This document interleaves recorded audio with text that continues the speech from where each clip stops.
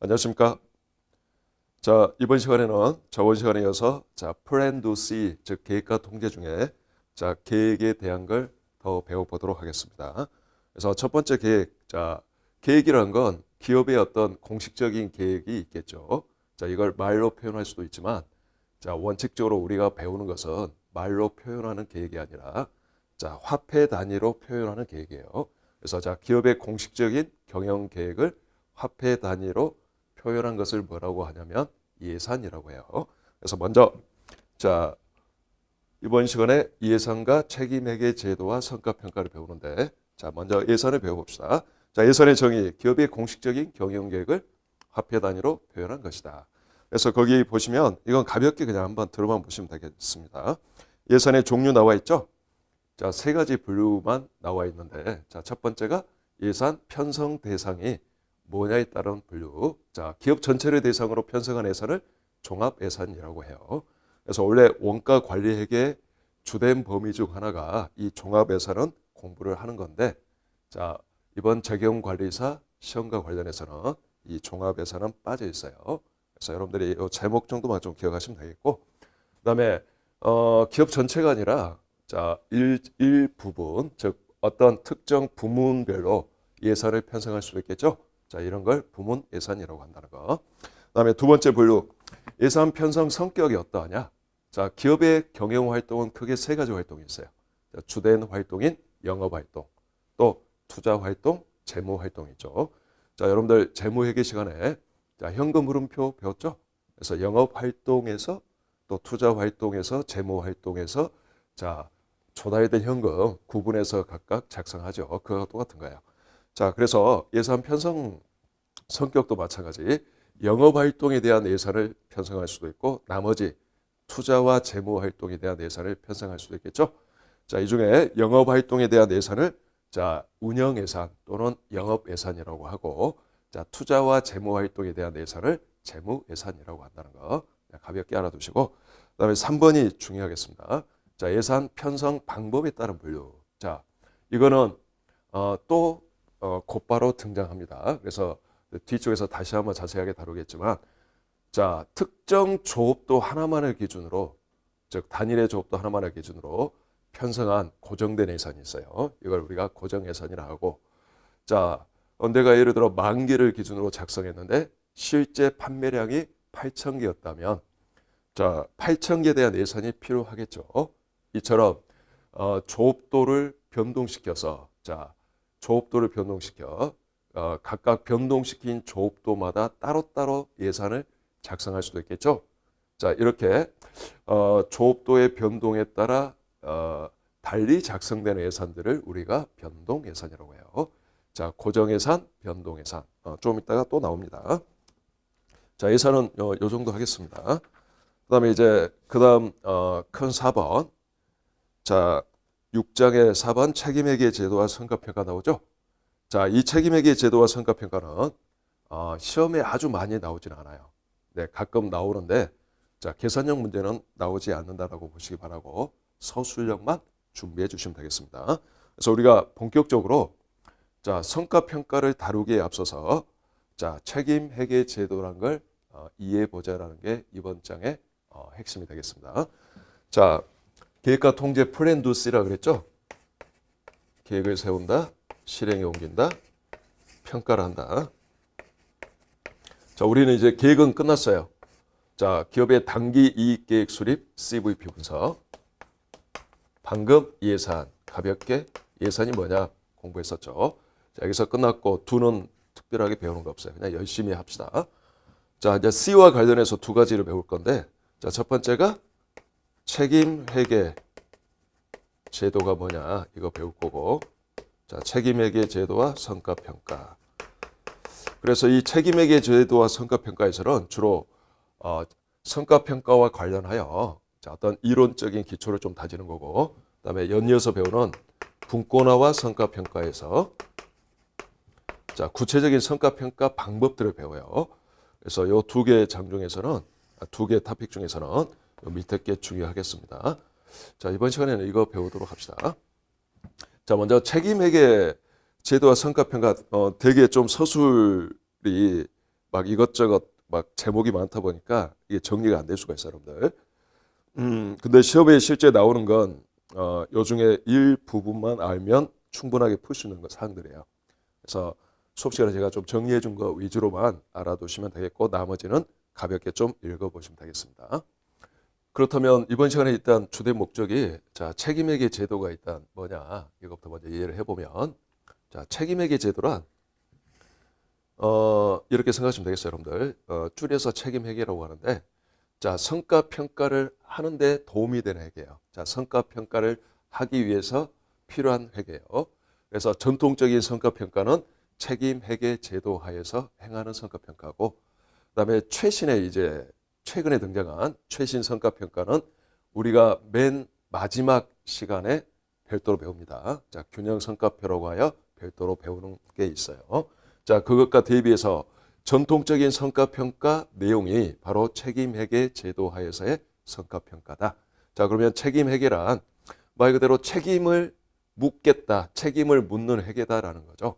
자, 정의가 이겁니다. 일단 기업 전체의 조직을 책임 중심점으로 구분하여 자 책임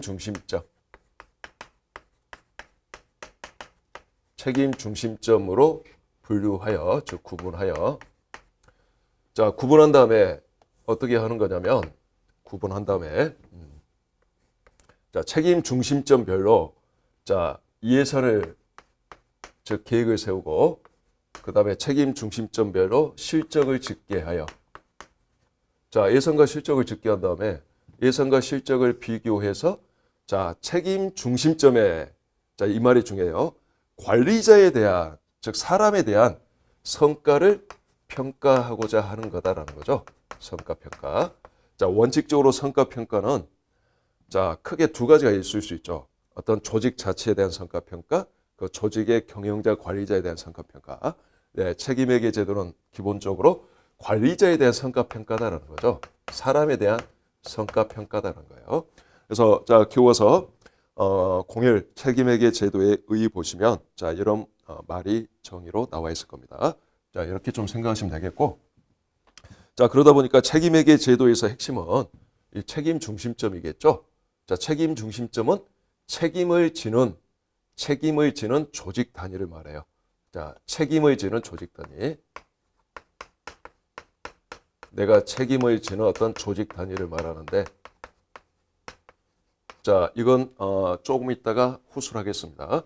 책임 중심점의 분류가 중요합니다. 그래서 그건 나중에 후술하도록 하겠고 자 01 의의는 요 정도 알아두시면 되겠고 02 책임회계 제도의 전제 조건 자 세 가지가 나와 있는데 가볍게 두 번째만 좀 한번 읽어봅시다. 자 책임 중심점의 경영자가 권한을 위임받은 원가 항목들에 대해 통제권을 행사할 수 있어야 된다. 자, 자기가 통제할 수 있는 거에 대해서 책임을 져야 된다는 뜻입니다. 자, 요거는 뒤에 이번 시간에 가장 중요한 통제 가능성의 원칙이라는 논리인데 이건 뒤에 또 후술을 하도록 하겠어요. 자, 두 번째만 몇 줄 가볍게 좀 그어두시고 그다음에 책임회계 제도의 장점. 자, 이건 그냥 안 읽어보셔도 상관없을 것 같아요. 그냥 참고하시기 바랍니다. 그다음에 네 번째 보시면 자 원가의 통제 가능성과 책임 범위 있죠. 자 여기서 우리가 이미 배웠던 걸 다시 한번 정리해 보면 원가는 통제 가능성에 따라서 이렇게 분류할 수 있다. 자 어디에서 나왔었냐면 제일 앞부분에 우리가 원가의 분류에서 한번 배웠던 거예요. 자 통제 가능성에 따라서 원가는 통제 가능 원가와 통제 불능 원가로 구별할 수 있어요. 통제 불능 원가. 이렇게 구별할 수 있다. 자, 통제 가능 원가는 이걸 통제 가능 원가라고 합니다. 경영자 관리자가 어떤 원가의 발생을 자기가 자기 권한하에서 일으킬 수 있어. 즉 발생을 할 수 있어. 자, 원가의 발생을 결정할 수 있으면 여기서 원가의 발생을 결정할 수 있다 이 말은 직접적으로 결정할 수 있을 뿐만 아니라 어떤 간접적인 영향력을 행사하여 자, 간접적으로나마 그 원가의 발생을 내가 결정할 수 있는 그런 위치에 있다면 그 원가를 통제할 수 있다라고 말을 하는 거예요. 자, 그런 구분이다라는 거. 자, 그러면 요게 왜 중요하냐면 자, 뒤쪽에 나오지만 미리 이번 시간 핵심 키워드 한 가지를 미리 좀 표시해 드리면, 자, 책임회계 제도의 본질은 뭐냐? 가장 핵심은, 책임회계 제도의 핵심이 뭐냐면, 자, 통제 가능성의 원칙이라는 거예요. 통제 가능성의 원칙.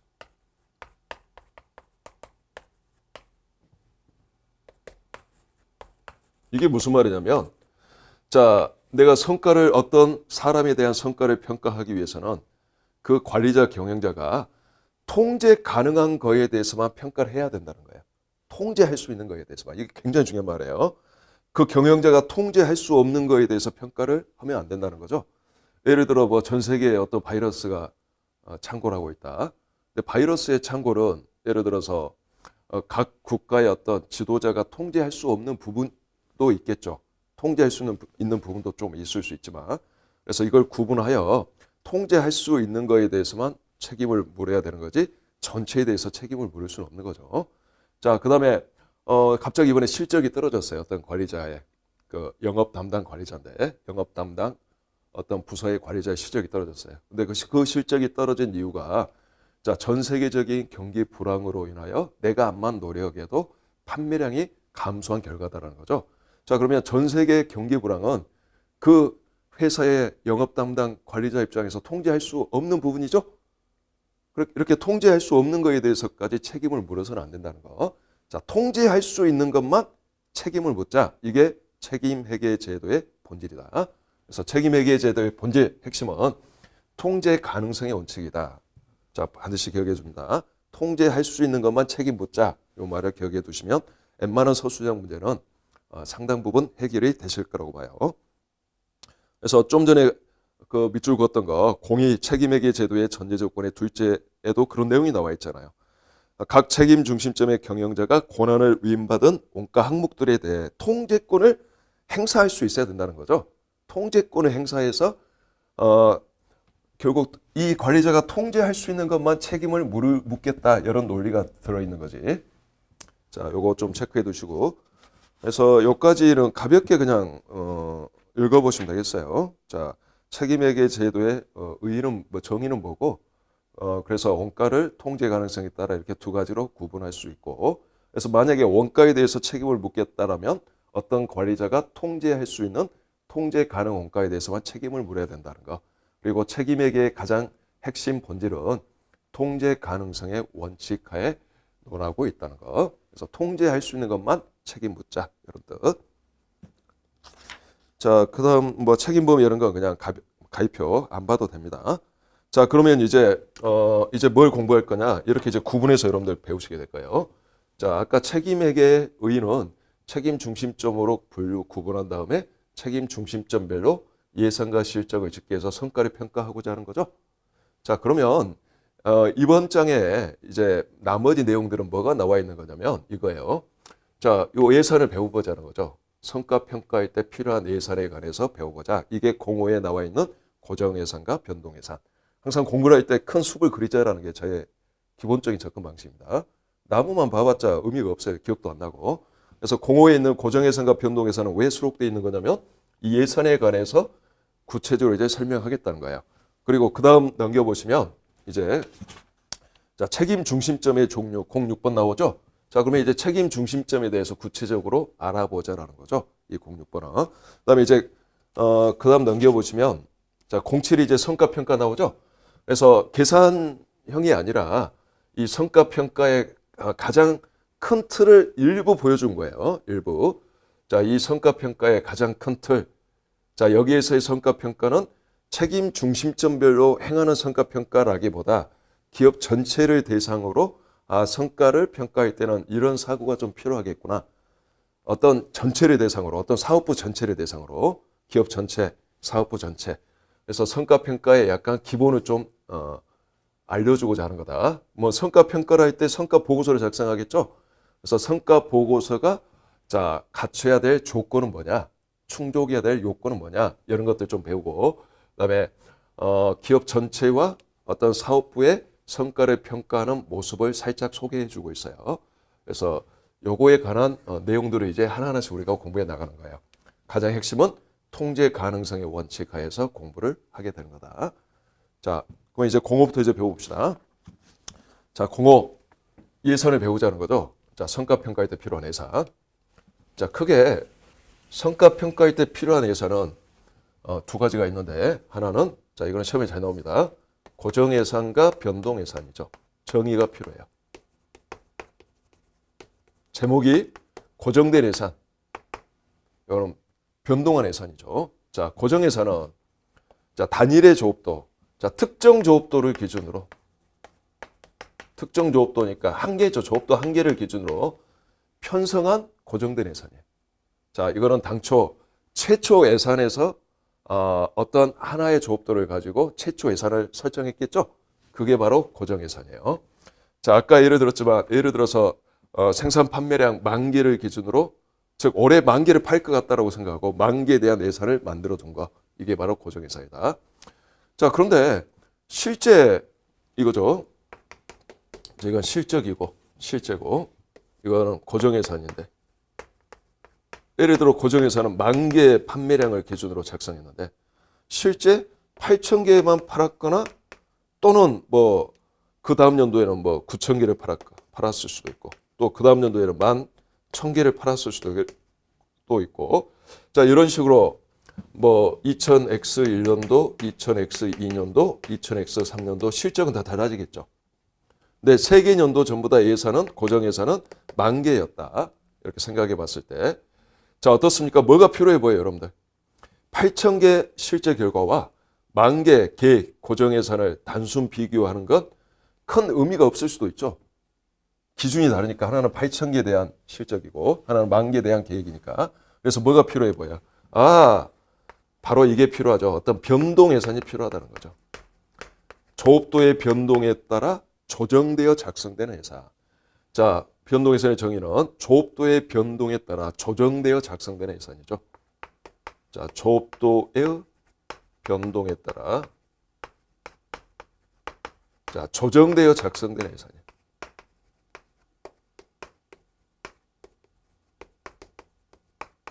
자, 그러면 이게 필요하겠죠. 나에게 가장 필요한 변동 예산은 2000X 정도는 실제 판매량 8,000개에 대한 예산이 필요해 보이고, 2009년도는 9,000개, 2000X2년도는, 2000X3년도는 11,000개에 대한 예산이 필요해 보이죠.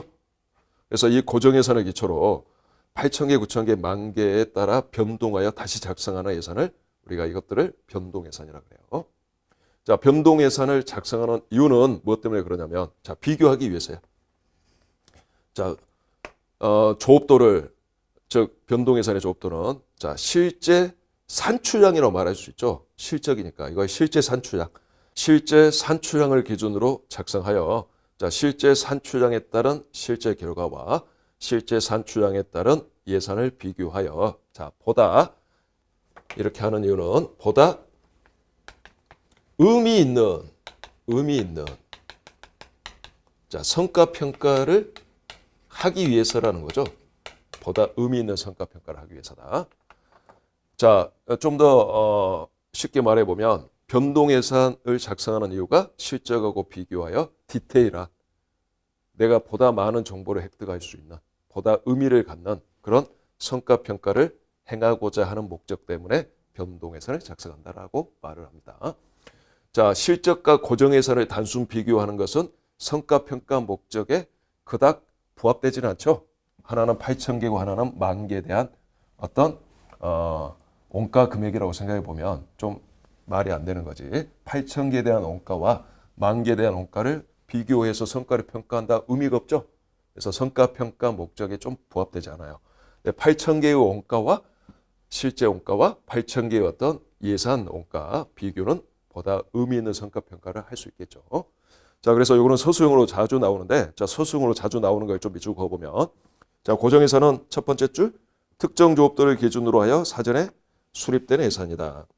그리고 네 번째 줄, 자, 특정 조업도에, 자, 이 특정 조업도에, 고정 예산의 조업도에, 자, 목표 달성 정도에 대한 정보는 제공해 주죠. 즉, 10,000개를 팔아라, 이게 나의 최초 목표였다는 거야. 8,000개만 팔았구나, 덜 팔았네, 이거에 관한 정보는 제공해 줘요. 그러나, 자, 이 말을 이제 이렇게 이해해 보시면 쉬울 거예요. 특정 산출량에 대하여 사용된 투입량의 정도에 대한 정보를 제공하지 못한다. 이 말이 무슨 말이냐면 자, 8,000개에 대한 어떤 원가 실제 발생액이죠. 자, 그럼 8,000개에 대한 어떤 투입 원가가 필요하겠죠. 8,000개에 대한 실제 발생 원가와 8,000개에 대한 예산상 어떤 투입 원가. 그래서 8,000개에 대한 8,000개라는 실제 산출량에 대한 실제 투입 원가와 자, 예산 투입 원가의 어떤 비교. 그 결과는 8,000개라는 산출량을 일단 고정해 놓고 자, 투입과 산출에 관한 정보를 우리가 얻을 수 있겠지. 8,000개에 대한 실제 투입, 예산 투입. 그래서 8,000개 산출량과 결국 투입량의 비교가 되는 거죠. 바로 그 말이에요. 그래서 좀 말이 이해하기 어려울 거라고 보고 좀 디테일하게 설명해 드린 거예요. 그래서 특정 산출량에 대하여 사용된 투입량의 정도에 대한 정보를 제공하지 못한다. 그래서 그 다음 줄에 보면 통제를 위한 정보로서는 부적합하며 경영관리 측면에서 좀 큰 의미를 갖지는 못한다. 이게 고정예산이라는 거지. 그럼에도 불구하고 고정예산이 필요한 게 자, 이 목표 판매량을 달성했느냐 이런 정보와 이 고정예산을 작성해야지만이 이 고정예산으로부터 변동예산을 변동시킬 수 있는 거지. 자, 그런 의미 때문에 필요한 거지 이게. 자, 그다음에 이제 변동예산은 자, 첫 번째 줄 조업도 변동에 따라 조정되어 작성되는 예산이다. 그다음에 세 번째 줄 자, 특정 산출량에 대하여 사용된 투입량의 정도에 관한 정보도 제공하므로 자, 제공하죠. 특정 산출량 8,000개에 대해서 실제 투입한 원가, 그다음에 예산 투입 원가 비교하죠. 그래서 정보도 제공하므로 경영관리 측면에서 자, 성과평가 및 통제 유용하다. 자, 이걸 기억해 두시면 되겠어요.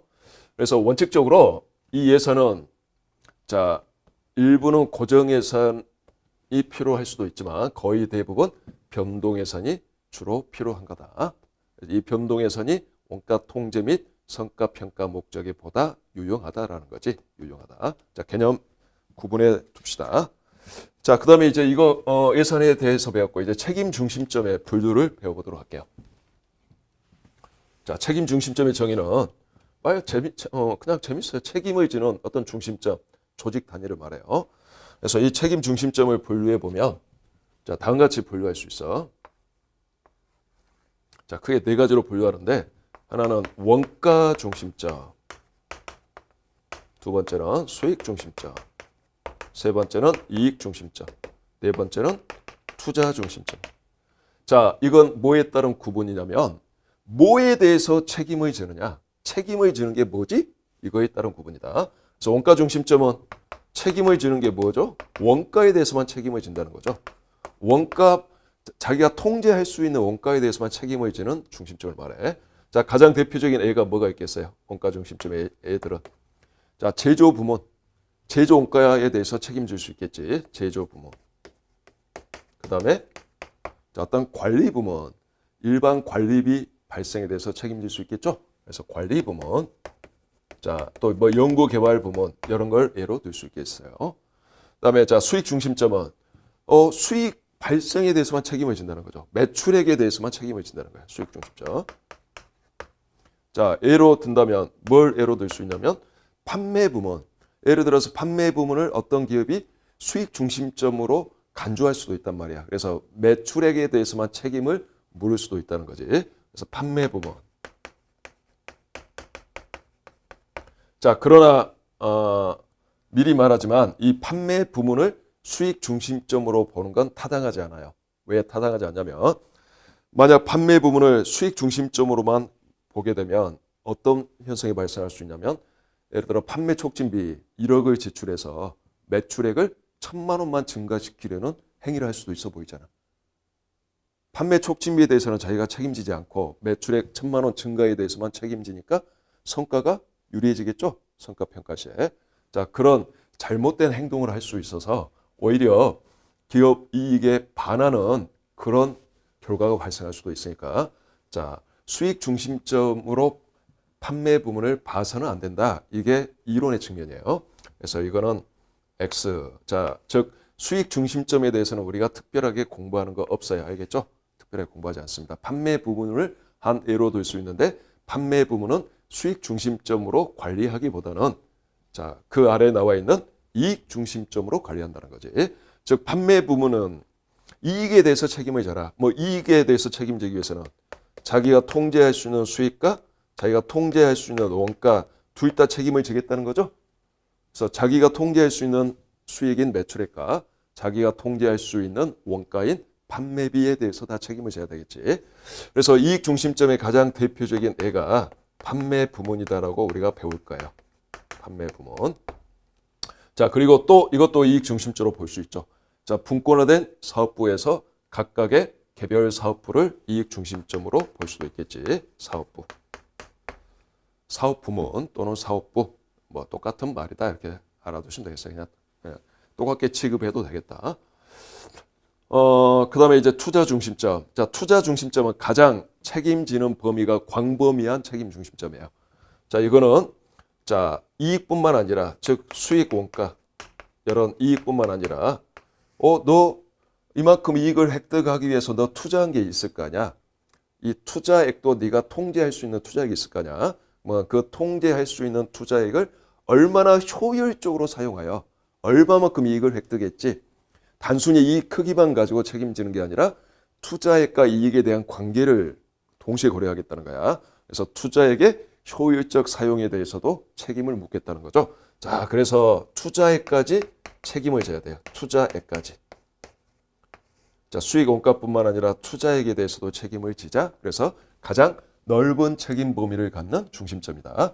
자, 가장 대표적인 예가 자, 사업부제 형태의 기업에서 사업부 경영자가 되겠어요. 사업부 경영자.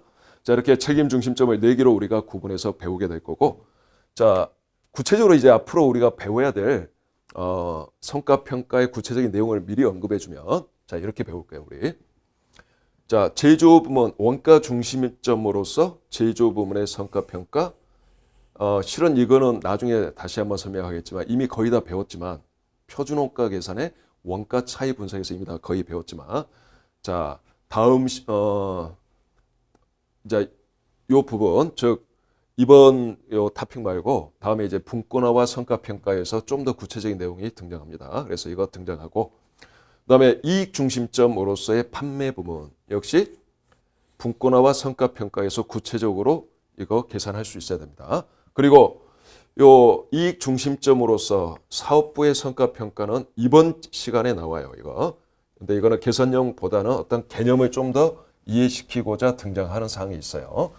그래서 이거 이번 시간에 자, 이익 중심점으로서 사업부에 관한 성과평가 일부 배운다. 그다음에 투자 중심점의 성과평가가 가장 중요한데 이것 중에서 자, 사업부 경영자에 관한 성과평가 배울 거예요.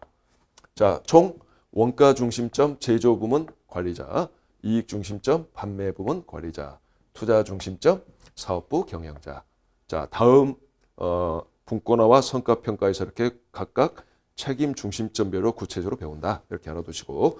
자, 이번 시간에는 이제 뒤쪽에서 요 사업부에 관한 성과평가에 관한 약간의 근본적인 좀 설명을 하는 부분이 있다. 이렇게만 알고 있으시면 되겠어. 자, 여기까지 해서 책임 중심점 끝났고. 자, 그 다음에 그 그림 6-6번 보면 조직도 나오죠. 요 책임 중심점은 책임을 지는 조직 단위라 그랬잖아요. 그래서 이 조직 단위는 기업의 공식적인 조직도에서의 어떤 조직 단위랑 일치하게 된다. 자, 예를 들어서 이거죠. 대표이사가 있겠지. 뭐 대표이사는 회사 전체를 말하는 거죠. 대표이사는 기업이 정하기 나름이죠. 자, 투자 중심점으로 볼 수도 있고 나는 그냥 이익 중심점으로 볼래. 그러면 이익 중심점으로도 볼 수 있겠어요.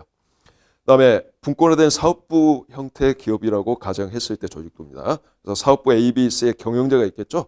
당연히 우리는 투자 중심점 또는 이익 중심점으로 간주하겠지. 그리고 예를 들어서 각 사업부에 즉 사업부 B 안에 제조 부문과 판매 부문에 또 중간 관리자가 별도로 있다면 제조 부문의 관리자는 원가 중심점, 판매 부문은 수익 또는 이익 중심점으로 볼 수 있겠지. 예, 이익 중심점으로 보는 게 타당하다고 했어요. 판매 부분은. 수익 중심점은 좀 문제가 있다. 자, 그리고 예를 들어서 또 각 제조 부문과 판매 부문 아래에 뭐 1공장, 2공장, 3공장, 1, 2, 3 영업소가 있다면 각각의 공장장, 영업소장이 있겠죠. 이 사람들도 공장장은 또 그 공장에 대해서 원가 발생을 통제할 수 있으니까 원가 중심점이죠. 또 영업소장은 또 이익 중심점이 되는 거고. 무슨 말인지 이해가 됐죠? 자, 이렇게 공식적인 조직도와 책임 중심점은 밀접하게 관련이 있다. 그리고 자, 위의 경영자에 대한 성과 평가 보고서는 보다 간단하게 기술이 된다. 즉 아래 단계 하위 관리자는 보다 디테일하게 성과 평가 보고서가 나올 거고, 자, 위로 가면 갈수록 자기가 자기 책임하에 관리가 되고 있는 이 아래 하위 관리자들의 성과 보고서 내용을 그냥 집계하는 형태로 위로 가면 갈수록 좀 더 간단한 형태가 될 거예요. 이해되셨나요? 자, 요 정도 알아두도록 합시다. 자, 그러면 이제 07번에서 이제 구체적으로 이제 요 성과 평가가 나와요. 자, 성과 평가 요 내용을 우리가 배우는데, 요거 배우는데, 자, 두 가지 배우도록 한다.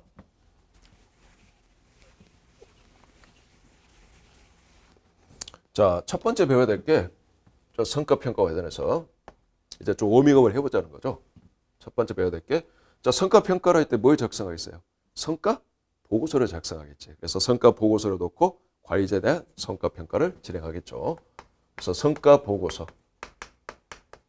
자, 그러면 다음 페이지에 보면 제가 알려준 것만 기억합시다. 자, 성과 보고서가 충족해야 될 거. 성과 보고서의 조건.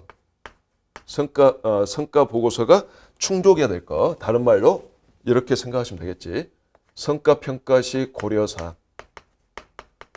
자, 뭘 고려해서 성과 보고서를 작성할 거냐라는 이야기예요. 고려해야 될 거. 고려사항. 그래서 3번에 보면 성과 평가 시 고려해야 할 사항. 제가 특별하게 언급하지 않은 건 그냥 가볍게 읽어보시거나 아니면 안 읽어도 상관없겠어요. 이번 장은 알려준 것만 해도 충분합니다. 3번의 성과 평가 시 고려해야 할 사항 위에 보면 여러 말이 나오죠. 그 첫 번째 줄에 성과 보고서에 통제 불가능 원가는 제외되거나 통제 가능 원가와 구분 표시되어야 하고, 그 다음에 좀 더 가면 통제 가능 항목에 의해 규정된 책임 범위에 대해서만 책임을 지며, 그 다음 줄에 보면 통제 불가능 항목은 각 책임 중심점의 성과 평가 시 제외되는 것이 원칙이다. 이런 말이 나오죠. 자, 이게 굉장히 중요한 말이야. 여기에다가 요 전체 말을 한마디로 표현해 보면 이렇게 말할 수 있어요. 지워버렸는데 아까 적었던 통제 가능성의 원칙이다 이거죠. 자, 책임회계 제도의 본질은 통제 가능성의 원칙이다라는 걸 반드시 기억해야 된다. 이건 핵심이다. 그래서 이 통제 가능성의 원칙은 무조건 가장 중요한 말. 자, 통제 가능한 것만 책임 묻자. 이게 통제 가능성의 원칙이야. 통제 불가능 항목은 자, 성과 보고서에 포함해서는 안 된다는 거죠. 자, 이건 당연한 거고, 이거 위에 이제 4가지가 나와 있죠. 그래서 성과 보고서, 성과 평가 시 고려사항 4가지 거 가볍게 좀 알아두면 되겠어요. 자, 가장 중요한 게 1번인데, 자, 목표 일치성을 충족해야 된다는 거죠. 목표 일치성. 자, 목표가 일치해야 된다. 자, 이거죠. 예를 들어 분권화된 사업부 경영자에 대한 성과 평가를 한다. 자, 사업부 경영자의 목표, 자신의 성과를 극대화시키려는 목표를 갖고 있겠지. 이거와 기업 전체의 목표, 기업 전체의 성과를 높이려는 목표를 갖고 있겠지. 그래서 자, 피평가자의 목표와 자, 기업 전체의 목표가 일치되도록 성과 평가가 이루어져야 된다라는 그런 내용이에요. 그래서 목표 일치성을 충족하지 못하면 자, 어떤 현상이 발생하냐면 분권화된 사업부 경영자의 성과 평가는 자, 아주 좋게 평가가 됐는데 오히려 기업 전체 이익이 줄어버린다거나 이런 문제가 발생하겠죠. 성과 평가를 행하는 근본적인 이유가 기업 전체의 성과를 높이고자 하는 목적에서 행하는 건데, 그래서 목표 일치성을 충족해야 된다는 거야. 자, 기업 전체의 목표와 피평가자의 목표가 일치해야 된다는 거죠. 그다음에 두 번째는 이제 자, 성과 평가의 오차라고 나오지. 자, 성과 평가의 오차가 적어야 된다는 거야. 자, 평가를 할 때는 뭔가 오차가 발생할 수 있어. 성과 측정치를 잘못 측정할 수도 있고. 자, 그래서 이건 2번은 그 교과서의 성과 평가의 오차라고 되어 있는데 정확성을 충족해야 된다는 거죠. 정확해야 된다는 거야. 가급적 오차가 없이 정확하게 측정되어져야 된다는 거. 그다음에 세 번째는 이제 적시성과 경제성이라고 나오죠. 자, 이 말은 가급적 적시에 작성되어야 되겠죠. 예를 들어서 한 1년 전에 이제 명예퇴직한 판매 담당 부사장의 성과 보고서가 이제 나왔어. 좀 적시성을 놓쳐버렸죠. 실은 요게 1년 전이라고 하지 말고 2년 전이라고 합시다. 이게 적어도 1년 이내에는 나와야 되는데, 근데 이게 너무나 그 시간이 지나서 이제 나왔단 말이에요. 근데 이제 뭐 성과 보고서 나왔으니까 대표이사가 퇴직한 판매 담당 부사장 불러오시오. 그래도 재직하는 기간 동안에 성과는 평가해야 될 거 아닙니까? 그래서 이제 불러왔어요. 왔는데 만약에 이게 적시성을 충족한 성과 보고서였다면 꾹뻑했겠죠. 사장님한테 혼났으면 성과가 별로 안 좋아서 왜 이렇게 일을 잘 못하셨습니까? 왜 이렇게 성과 안 좋습니까? 하면 찔끔했겠죠. 가지고 뭐 시정하겠습니다. 다음부터는 잘하겠습니다. 그래서 뭔가 노력을 할 거예요. 동기부여도 되고 그 다음에는 보다 더 성과를 높이려는 어떤 행위로 이어지게 될 거예요. 근데 이미 퇴직해 버렸단 말이야. 아주 불러왔는데 사장이 뭐라고 하니까 좀 건들건들해 태도부터가. 그러더니 갑자기 사장님 앞에서 담배를 한 대 딱 꺼내서 피더니 하는 말이 뭐 그래서 뭐 어쩌다고요. 뭐 이렇게 말해 버릴 수도 있는 거잖아. 자, 이게 뭐냐면 적시성을 충족하지 못하면 자, 성과 보고서가 의미가 없을 수 있다는 거죠.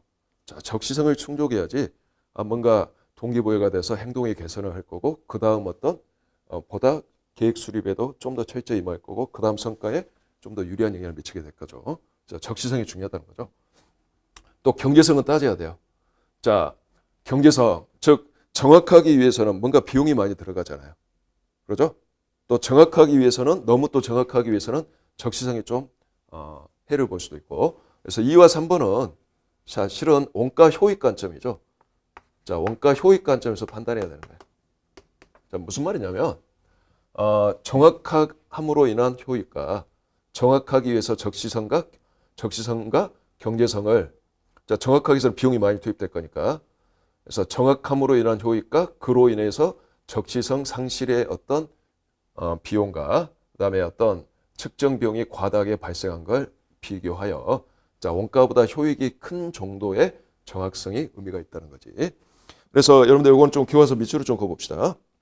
자, 적시성과 경제성에 보면 두 번째 줄. 많은 시간과 비용을 투입하면 더욱 정확한 평가는 가능할지 몰라도 적시성과 경제성, 비용 대 효익 측면에서는 문제가 있을 수 있다. 그래서 이걸 적시성과 경제성도 적절히 고려해야 된다. 이런 말이 나오죠. 자, 2와 3은 동시에 충족이 좀 쉽지는 않은 거다. 그래서 이거는 비교해서 자, 어느 쪽에 좀 더 주안점을 줄 거냐 선택을 하는 거다. 두 개. 그다음에 네 번째는 이제 자, 이거는 이제 동기부여 측면인데 자, 이거죠. 동기부여가 가능해야 된다는 거예요. 동기부여를 시킬 수 있는 성과보고서야 된다는 거예요. 즉 종업원의 행동에 성과보고서는 영향을 미칠 거다. 그러면 종업원의 행동에 미치는 영향을 고려해 줘야 된다는 거죠. 그래서 종업원 행동에 미치는 영향 고려. 제목이 아마 그렇게 돼 있죠. 각 책임 중심점의 행동에 미치는 영향.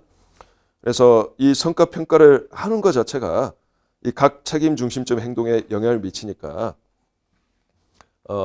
이 각 책임 맨 마지막 줄 보면 각 책임 중심점의 행동에 미치는 영향을 적절히 고려해야 한다. 이런 말이 나오죠. 자, 여기서 맨 마지막 줄이란 4번 사업부의 성과평가의 바로 윗줄을 말합니다.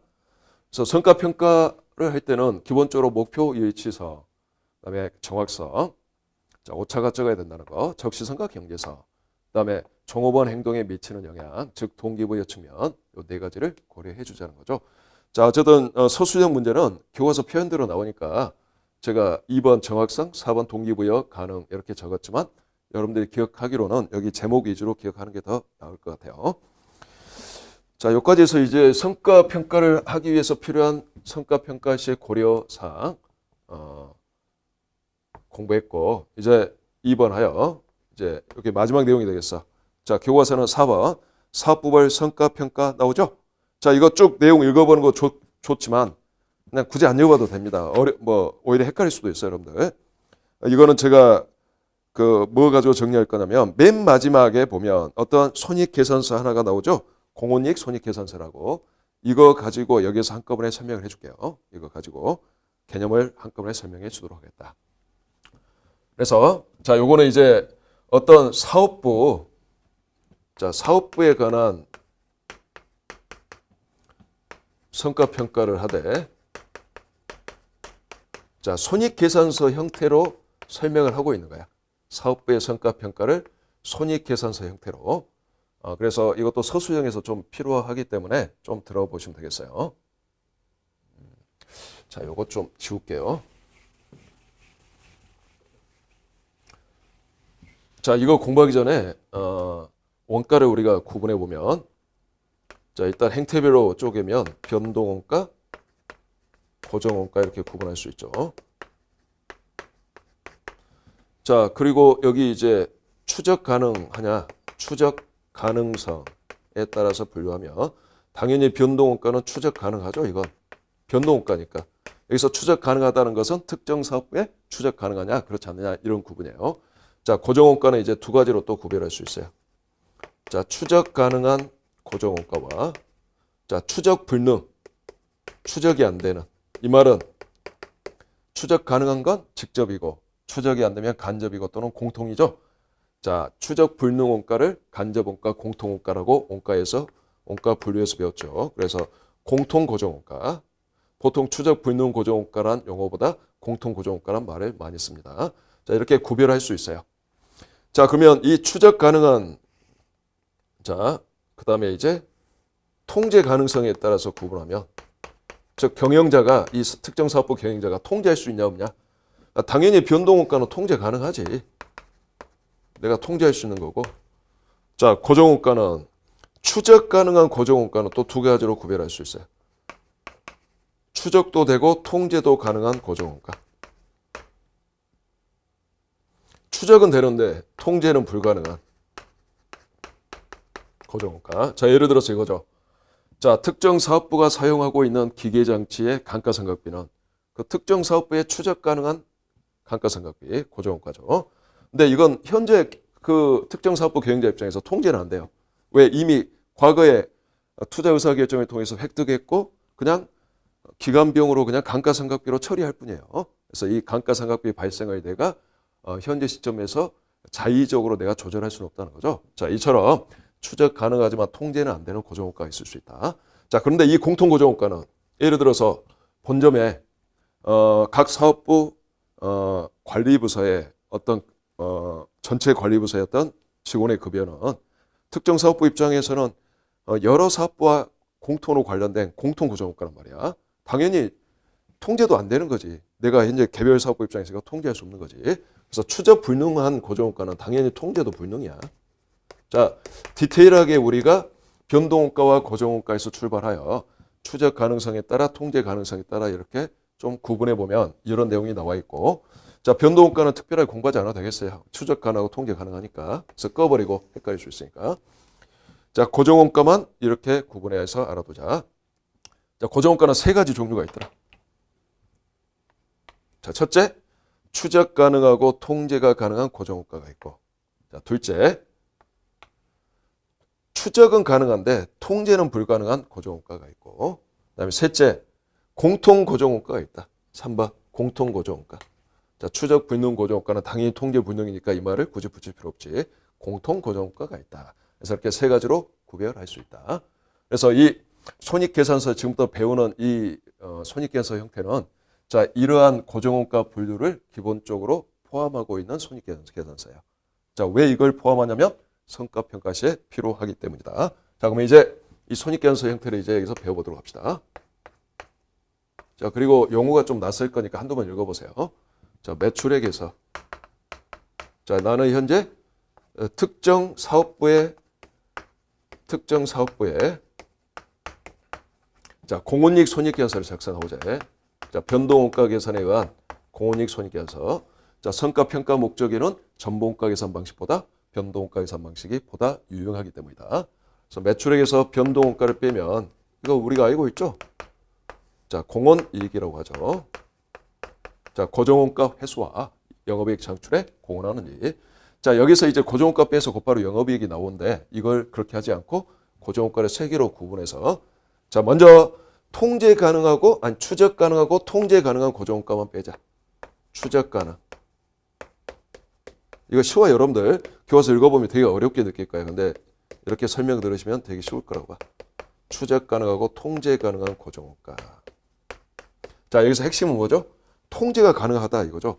고정원가 중에 유일하게 이것만 통제가 가능한 고정원가죠. 자, 통제가 가능하다는 것은 이 특정 사업부 경영자가 통제할 수 있는 거니까 책임을 져야지 되겠죠. 그래서 이것만 일단 빼자. 이것만 일단 공원얘기에서 빼면, 자, 이걸 뭐라고 하냐? 자, 이거 용어가 우리 교재에서 좀 독특하게 써요. 그래서 이 용어로 알아두면 사업부 경영자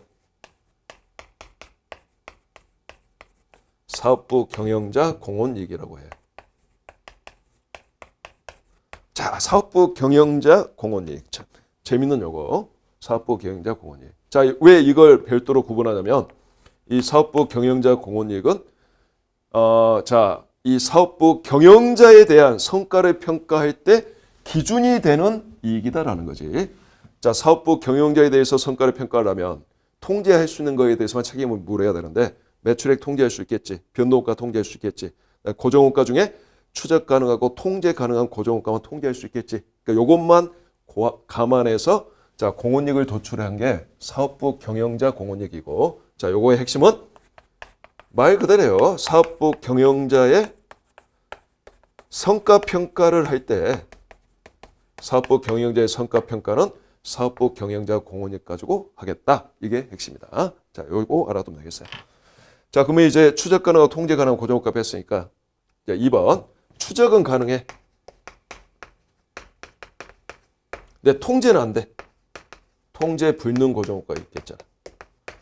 아까 말했던 이 특정 사업부 기계장치의 감가상각비 같은 거. 자, 요걸 빼면 이거 사업부 공원이익이라 한단 말이야. 이거 용어가 사업부 경영자란 말이 차감이 돼.